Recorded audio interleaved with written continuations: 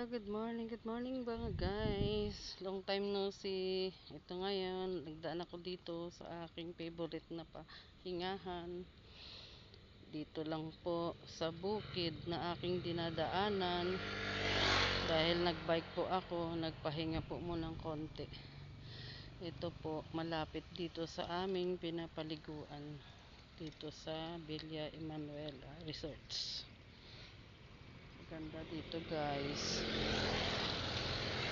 Uso ngayon ang swimming, kaya maraming tao dito palagi, laging puno sila.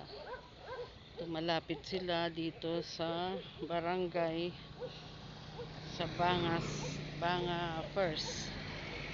Karugtong po niya ng Banga Second. At syempre, ito po ang aking bike. Nagbike ako para tuloy exercise. Ito, maraming na nakatambak dito na mga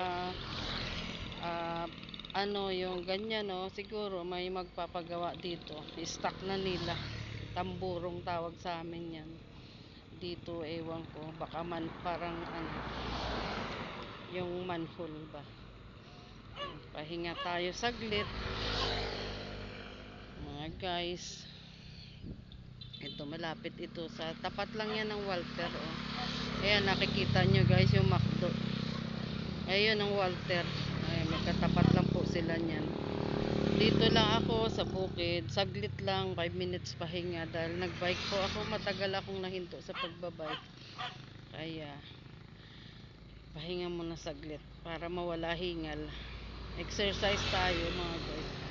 Ang exercise ko, magbabike lang. 30 minutes, okay na. Yan, karsada din po ito. Ayan. Kaya dito ako nagdadaan, shortcut. Thank you for watching mga guys.